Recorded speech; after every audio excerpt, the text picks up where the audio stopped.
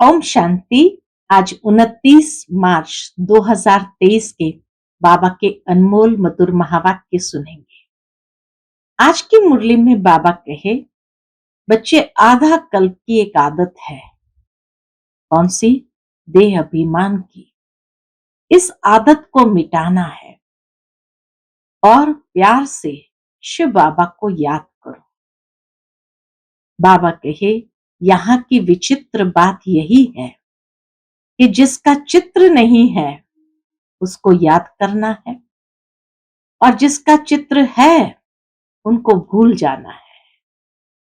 ये वंडरफुल बात यहाँ अभ्यास कराई जाती है। आज तक हम देह अभिमान में रहकर देहधारियों को याद करते रहे और विदेही बाप को भूल गए। बाबा कहे, इसलिए अभी बहुत प्यार से बाबा को और वर्षे को याद करना है और अपने जीवन को ऐसा श्रेष्ठ पात्र बनाना है जो सहजता से बाप को याद करते हुए सुखधाम में चले जाए। सुनते हैं आज बाबा के अनमोल मधुर महावाक्य। ओम शांति। मीठे बच्चे, तुम्हारी याद अनकॉमन है। जिसे तुम इन आंखों से देखते नहीं उसे याद करते हो और उसकी याद से तुम्हारे विकर्म विनाश हो जाते हैं। आज की मुरली से प्रश्न है, किस एक आदत का त्याग करो तो सब गुण स्वतः आते जाएंगे। उत्तर है, आधा कल्प से देह अभिमान में आने की आदत जो पक्की हो गई है, अब इस आदत का त्याग करो। शिव बाबा जो मोस्ट बिलवेड है उसे याद करो। कोई भी देहधारी की याद न रहे तो सब क्वालिफिकेशन आ जाएगी, डिफेक्ट निकल जाएगी, आत्मा पवित्रता का सागर बन जाएगी, खुशी का पारा चढ़ा रहेगा, सब गुण स्वतः आते जाएंगे। आज की मुरली से पहले गीत बजा है, ओम नमः शिवाय। ओम शांति। बच्चों ने अपने बेहद के बाप की महिमा सुनी और बच्चों के आगे वह बेहद का बाप सन्मुख बैठा है। हर एक बच्चे की बुद्धि में ये जरूर आना चाहिए कि हम उस शिव बाबा जिसकी ये महिमा है उसके सन्मुख बैठे हैं और उनसे हम 21 जन्मों के लिए सदा सुख का वर्षा ले रहे हैं। ये याद आने से ही खुशी का पारा चढ़ना चाहिए। ऐसे नहीं जिस समय सामने सुनते हो उस समय याद रहे और फिर भूल जाओ। नहीं, भूलना नहीं चाहिए। बाबा की याद भूलना नहीं चाहिए। बच्चे जानते हैं हम फिर से अपना राज्य भाग के ले रहे हैं तो बुद्धि चली जाती है उस निराकार बाप के तरफ। उनको बुद्धि से जाना जाता है। दिन रात बुद्धि में यह याद रहना चाहिए, हम बेहद के बाप से भविष्य 21 जन्मों का वर्षा ले रहे हैं। निश्चय तो पक्का होता ही है। लौकिक माँ बाप में निश्चय बैठा फिर उनमें संशय थोड़ी हो सकता है, परंतु ये नई बातें हैं। परंतु बाबा कहे ये नई बातें हैं। बुद्धि से बाप को जाना जाता है। बच्चे जानते हैं कि हम शिव बाबा के बने हैं, उनसे ही वर्षा मिलना है। हम कल्प कल्प उस बाप से वर्षा पाते हैं। बुद्धि में याद आता है, बाबा आप द्वारा हमको फिर से राजाई मिल रही है। और इस तरह से बाबा कहे, बाबा से बातें करते रहो। हम हकदार है, जबकि हकदार है तो जरूर बाप को याद करना होगा। लौकिक बाप से वर्षा लेते हैं, वह तो बहुत याद पड़ जाता है। लौकिक बाप से वर्षा लेते हैं, वह तो बहुत याद पड़ जाता है।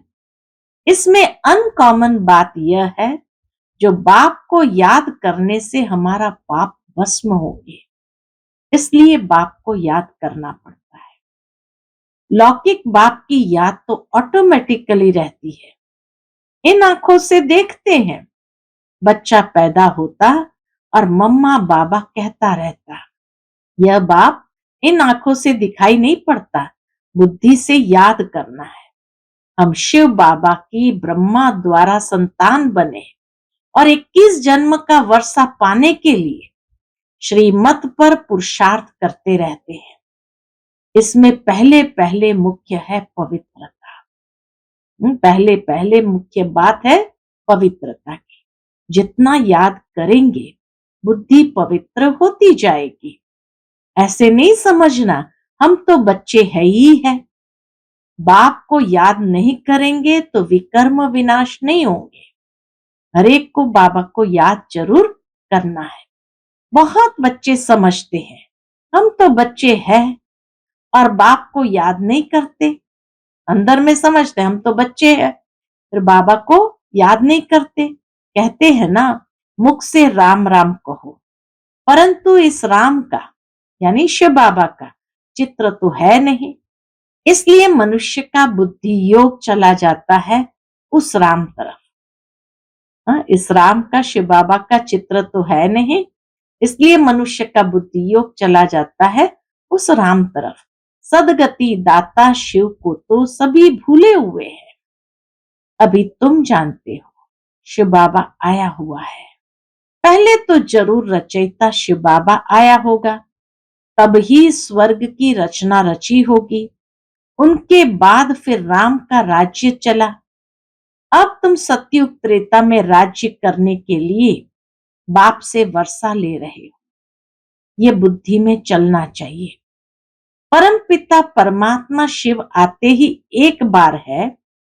राम सीता लक्ष्मी नारायण आदि भी एक ही बार आते हैं। बल पुनर्जन्म लेते हैं, परंतु नाम रूप देश काल सभी बदल जाता है।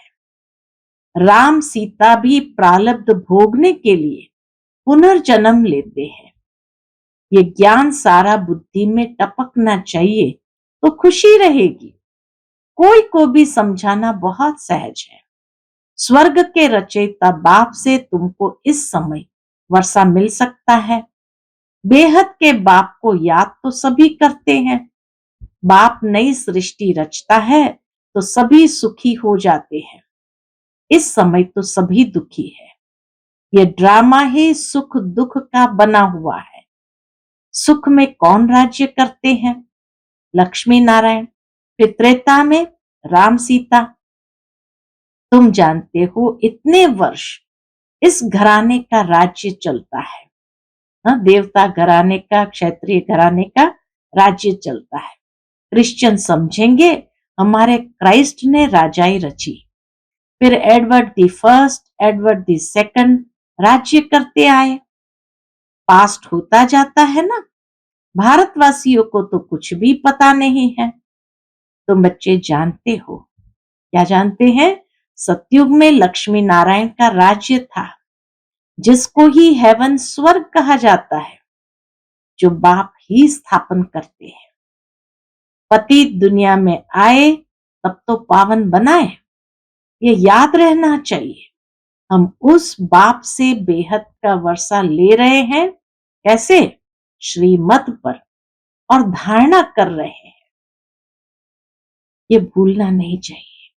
बरोबर शिव बाबा कल्प पहले भी आया था, जिसका यादगार भी है।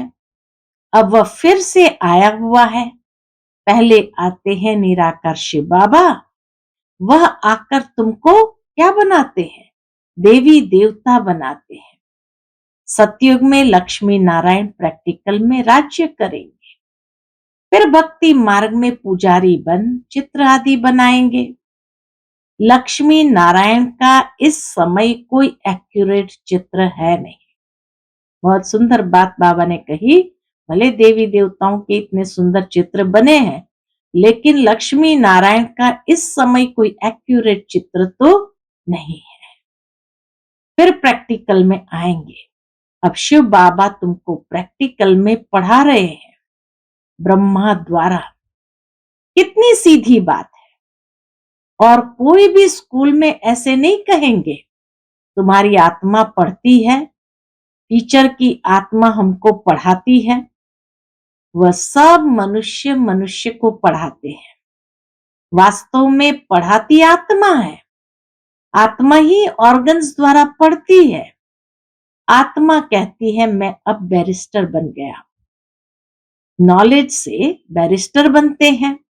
यहां तो है वंडरफुल बात। निराकार शिव बाबा निराकार आत्माओं से बात कर रहे हैं। आत्मा में संस्कार रहते हैं। मनुष्य ये भूल जाते हैं। निराकार बाप इन द्वारा समझाते हैं। उनका एक ही नाम शिव है। तुम भी कहते हो शिव बाबा, बुद्धि ऊपर चली जाती है। शिव बाबा कहते ही बुद्धि ऊपर चली जाती है। लौकिक बाप को याद करने से शरीर याद आ जाएगा। लौकिक बाप को याद करेंगे, शरीर याद आएगा। शिव बाबा कहने से बुद्धि ऊपर चली जाती है। शिव बाबा का शरीर तो है नहीं। परमात्मा का मंदिर ही निराकार रूप का है। शिव का मंदिर है निराकार रूप का है। आकारी देवताएं हैं, साकारी मनुष्य है। वह है ही निराकार शिव। तुम्हारी आत्मा अब नॉलेजफुल बन रही है। बाप कहते हैं मैं निराकार हूं। मेरे में सृष्टि के आदि मध्य अंत का नॉलेज है। मैं तुमको पढ़ाता हूं इस मुख द्वारा। तुम भी मेरे समान नॉलेजफुल बन जाओ। यह नॉलेज सिवाय निराकार बाप के कोई दे नहीं सकता। एक निराकार बाप ही आकर के ये नॉलेज देते हैं। निराकार परमात्मा को ही नॉलेजफुल, ब्लिसफुल, पतित पावन कहा जाता है। बाबा कहते हैं पुरानी दुनिया को बदल, नई दुनिया मैं ही बनाता हूं। जैसे मुझ निराकार में सारे झाड़ की नॉलेज है, वैसे तुम आत्माओं को भी बनाता हूं। तुम्हारी आत्मा भी ऐसी नॉलेजफुल बनती है। तुमको आप समान बनाता हूं। बाबा हम बच्चों को आकर आप समान बनाते हैं। इस सृष्टि के आदि मध्य अंत की नॉलेज सुनने से तुम चक्रवर्ती राजा रानी बने। मनुष्य मनुष्य को देवता बना न सके। ये मनुष्य की ताकत नहीं जो किसको देवता बना सके। बाप है ज्ञान का सागर, पवित्रता का सागर। बच्चों को आप समान बनाते हैं तो सब गुण होने चाहिए, फिर तुम देवता बनेंगे। तो क्वालिफिकेशन बदल जाएंगी। बाप की क्वालिफिकेशन अलग है। बाप ज्ञान का सागर है। तुमको भी बनना है। बाप पवित्रता का सागर है। हम आधा कल्प पवित्र रहते हैं। बाप कहते हैं ड्रामा अनुसार तुम पतित बनते हो, फिर मैं आकर पावन बनाता हूं। 21 जन्मों के लिए सिर्फ तुम श्रीमत पर चलो। एक मुझे याद करो, दूसरा न कोई। मैं तुमको स्वर्ग का मालिक बनाता हूं। बाप को भूल और कोई की याद में रहेंगे तो डिफेक्टेड हो जाएंगे। बाबा कहे बाप की याद को भूल और कोई की याद में रहेंगे तो डिफेक्टेड हो जाएंगे। शिव बाबा है मोस्ट बिलवेड, सबसे प्यारा बाप है। तुम्हारा नाम भी गाया हुआ है वंदे मातरम। तुम्हारी आत्मा पवित्र बनती है। तुम पवित्र बन भारत को स्वर्ग बनाते हो। इसलिए तुम्हारा नाम बाला है, शिव शक्ति पांडव सेना। तुम पांडव भी हो क्योंकि परम धाम की यात्रा कर युद्ध के मैदान में खड़े हो। बाबा कहे तुम पांडव भी हो क्योंकि परम धाम की यात्रा पर युद्ध के मैदान में खड़े हो।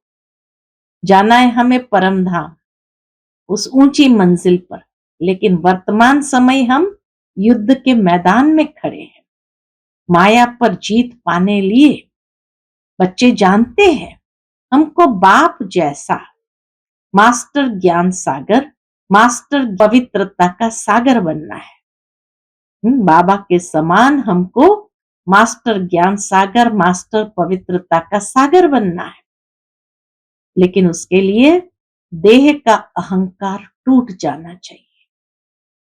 जन्म जन्मांतर देह धारण की है तो वो आदत पक्की हो गई है। देह अभिमान की आदत पक्की हो गई। अब इस आदत का त्याग चाहिए। जैसे बाप निराकार है तो देह अभिमान कहां से आया? तुमको भी इस पुरानी देह को छोड़ मेरे पास आना है। विनाश होता है तो कुछ कारण होगा ना। वर्थ नॉट अ पेनी चीज का ही विनाश होता है। दुनिया ही ऐसी हो गई है तो बाबा कहे विनाश तो जरूर होगा। अब तुमको स्वर्ग चलने लायक बनाते हैं। वहां सदैव सुख ही सुख है। सुख धाम और शांति धाम, यह है दुख धाम। अशांत किया है रावण ने, फिर शांति देने वाला है परमपिता परमात्मा। कोई कहते हैं मन की शांति चाहिए। बोलो कैसी शांति चाहिए? यह तो है दुख धाम। क्या तुमको सुखधाम चलना है? पूछो उनको। कैसी शांति चाहिए? ये तो दुख धाम है। क्या तुमको सुखधाम चलना है? बाप को याद करो तो सुखधाम चलेंगे। अशांत करने वाला है रावण, माया, जो यहां हाजिर है। मुक्ति जीवन मुक्ति में अशांत करने वाला रावण होता नहीं। इसलिए अब चलो अपने घर वापस। अगर सतयुग में चलना चाहते हो तो चलो। कितना प्रैक्टिकली बाबा सिखाते हैं हम बच्चों को कैसे लोगों को समझाना है। हर एक आत्मा जीवन मुक्ति जरूर चाहती है। ऐसे नहीं सब सतयुग में जीवन मुक्ति में चलेंगे, वह तो सिर्फ तुम बच्चे ही जाते हो। बाकी जो आत्माएं ऊपर से आती है वह पहले जीवन मुक्ति में है। माया की परछाई नहीं लगती है। सतो प्रधान बन फिर सतो रजो तमो में आते हैं। माया के होते हुए भी आत्मा को सुख जरूर भोगना है। दुख नहीं हो सकता क्योंकि पवित्र है ना। द्वापर में भी उतरते हैं तो पवित्र है तो इतना दुख नहीं भोगते। फिर अपवित्र होने से दुख पाएंगे। ऐसे नहीं आने से ही दुख पाते हैं। यह सुख दुख का खेल बना हुआ है। बाबा के ख्यालात चलते रहते हैं। बाबा तो समय प्रति समय कोई न कोई ख्यालात पर विचार सागर मंथन करते रहते हैं। ब्रह्मा बाबा मनुष्य को भीति देने के लिए बोर्ड लगाना चाहिए। सिर्फ चित्र देख मनुष्य मूंझते हैं।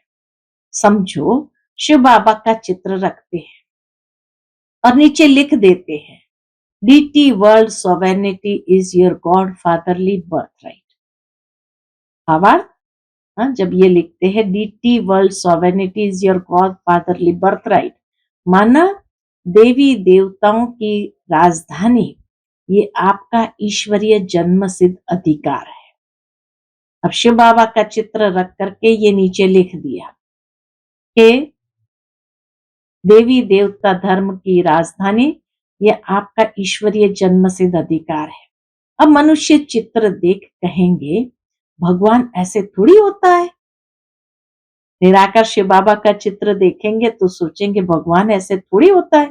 भगवान का रूप क्या है? फिर भी लिखा हुआ रहता है बहनों और भाइयों, आकर बेहद के बाप से 21 जन्म सदा सुख पाने का पुरुषार्थ करो। वह तो जब कोई सन्मुख आए तब समझाया जाए। निमंत्रण देते हैं दिन प्रतिदिन बहुत शॉर्ट बनाना होता है। पिछाड़ी में शॉर्ट होता जाएगा। मन मना भव, बाप को याद करो और उनसे वर्षा लो। तो लिखना चाहिए बहनों भाइयों, सतयुग की राजाएं 21 जन्म के लिए बाप से आकर प्राप्त करो। इस होवनहार लड़ाई के पहले, इस लड़ाई से ही स्वर्ग के द्वार खुलते हैं। ये कोई दुनिया नहीं जानती, तुम जानते हो। इस लड़ाई से ही भारत सुखधाम बनेगा। वह कोशिश करते हैं लड़ाई न लगे। तुम जानते हो इस महाभारी महाभारत लड़ाई से ही महाविनाश होना है। सब आत्माओं को वापस जरूर जाना है, क्योंकि खेल पूरा हुआ है। सब आत्माओं को वापस जरूर जाना है। क्यों? क्योंकि खेल पूरा हुआ, फिर से पाठ बजाने आएंगे। तो युक्ति से लिखना चाहिए। तुम हो रूहानी पंडे, वह है जिस्मानी देहधारी पंडे। तुम अपने को विदेही आत्मा देह से अलग समझते हो। तुम जानते हो बाप हम आत्माओं को ले जाएंगे, तो तुमको लिखना पड़े कि बेहद के बाप से आकर वर्षा लो। निराकार अक्षर जरूर लिखना है। तुम जानते हो बाबा आया हुआ है इस कर्म क्षेत्र पर। हम भी वहां से आते हैं। सभी आत्माएं जो एक्टर्स है, इम्पेरिशेबल इमॉर्टल आत्माएं हैं।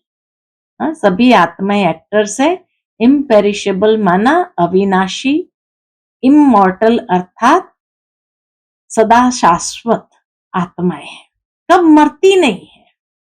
यह अच्छी रीति निश्चय हो जाना चाहिए।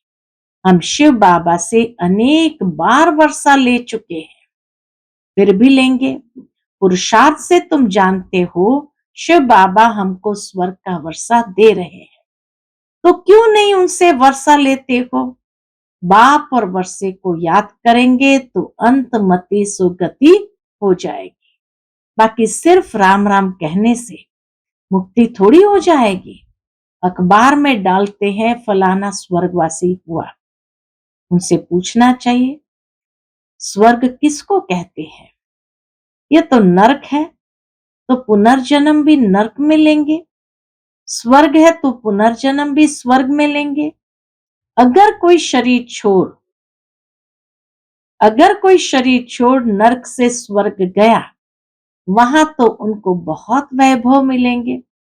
फिर नरक के वैभव खिलाने उनको स्वर्ग से नरक में क्यों बुलाते हो? कितनी प्रैक्टिकल बात बाबा सुनाते।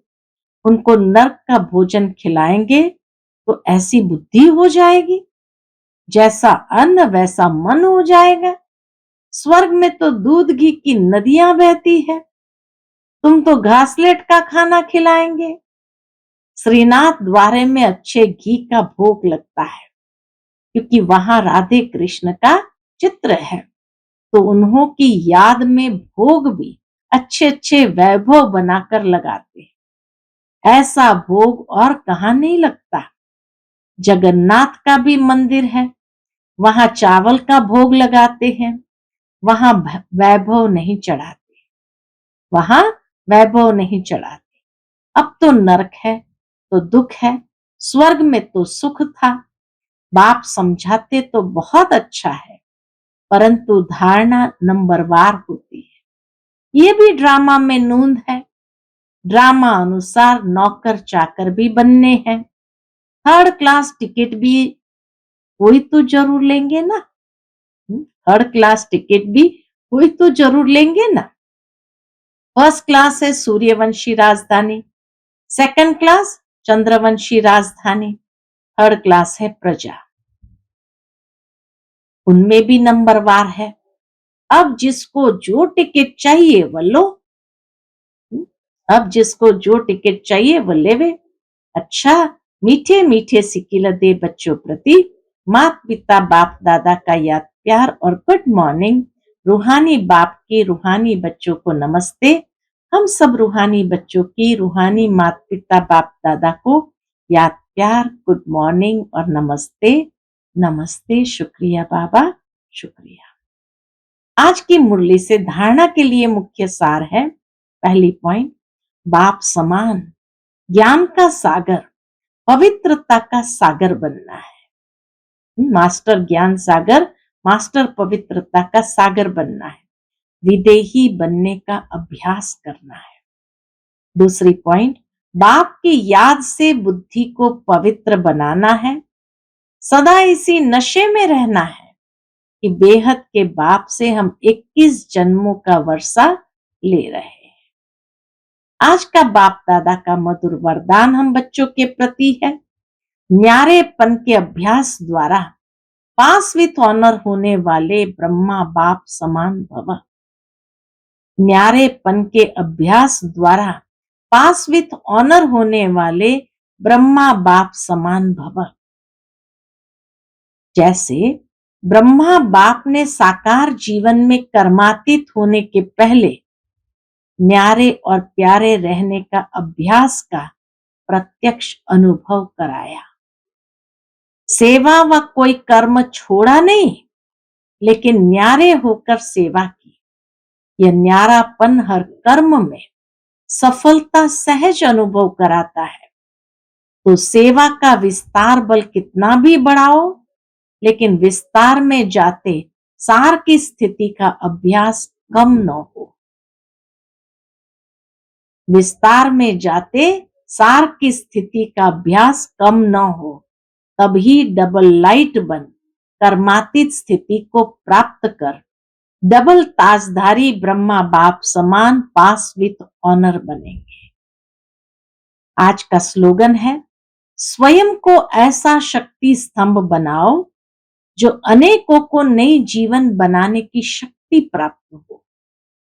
स्वयं को ऐसा शक्ति स्तंभ बनाओ जो अनेकों को नई जीवन बनाने की शक्ति प्राप्त हो। अच्छा, ओम शांति।